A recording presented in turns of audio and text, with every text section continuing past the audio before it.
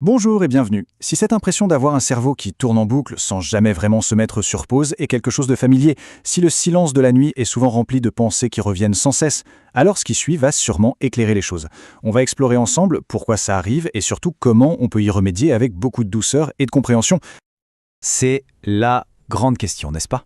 Cette sensation d'avoir, je ne sais pas, comme 10 onglets ouverts en permanence dans sa tête, ce n'est pas une fatalité, c'est en fait un signal.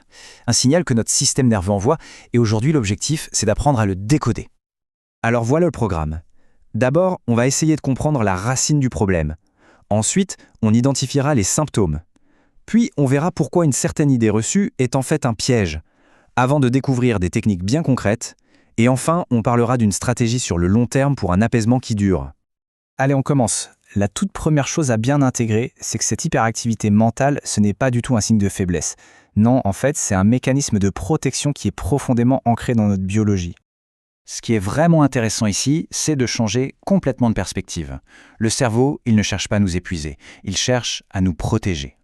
Quand on fait face à un stress chronique, à une grosse charge émotionnelle, ou même à la peur de l'avenir, eh bien, il active ce fameux mode survie pour essayer d'anticiper et nous garder en sécurité. Et là, ce tableau illustre parfaitement la différence. D'un côté, le mode repos. On est calme, on pense de manière logique, on se sent en sécurité. Et de l'autre, le mode survie. C'est tout l'inverse, hypervigilance, des scénarios qui tournent en boucle et ce sentiment constant d'être menacé. Le vrai problème, c'est quand on reste coincé dans la colonne de droite. Voilà, c'est la phrase clé de toute cette analyse. Elle change tout. Elle déplace le problème de la tête vers le corps. On passe du blâme personnel à une compréhension biologique. La rumination, finalement, ce n'est pas la cause, c'est le symptôme d'un système nerveux qui est en alerte. Bon, maintenant passons à l'identification de ces signaux, mais de façon plus concrète. Comment on sait si un cerveau est en surcharge? Eh bien, les signes sont vraiment multiples et ils touchent à peu près toutes les sphères de notre être.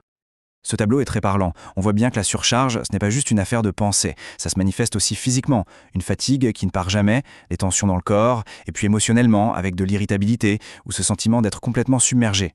Reconnaître ces signes, c'est vraiment la toute première étape pour pouvoir agir. On arrive à un point qui est absolument crucial et un peu contre-intuitif. Face à ce tourbillon mental, notre premier réflexe, c'est souvent de vouloir l'arrêter net. Mais en fait, c'est un piège.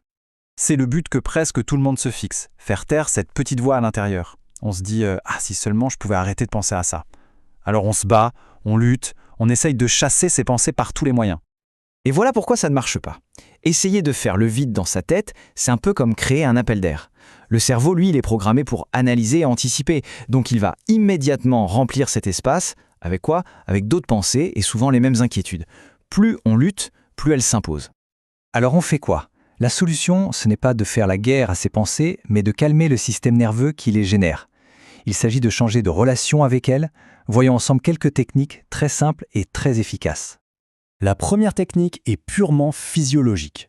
Le fait d'avoir une expiration plus longue que l'inspiration, ça envoie un message direct au cerveau via le système nerveux parasympathique. Ça lui dit « c'est bon, le danger est passé, tu peux désactiver le mode survie ». C'est un peu comme un interrupteur biologique pour le calme. Cette deuxième technique est incroyablement libératrice. L'acte d'écrire, ça permet vraiment d'externaliser le chaos qu'on a à l'intérieur. Les pensées, une fois qu'elles sont sur le papier, elles perdent de leur pouvoir. On ne cherche pas à analyser, juste à vider. Et ça crée un espace mental qui est super précieux. Ces techniques, ce sont des aides précieuses sur le moment. Mais pour un changement qui dure, il faut aller plus loin. Il s'agit d'un véritable apprentissage. Il faut enseigner à notre cerveau qu'il peut en fait se sentir en sécurité plus souvent. Le cerveau, il apprend par la répétition. Ce ne sont pas les grands gestes spectaculaires qui comptent, mais plutôt les petites actions, régulières. Chaque pause, chaque phrase, chaque activité calme, c'est comme une petite leçon qu'on donne à son système nerveux. Et petit à petit, le mode repos redevient son état par défaut.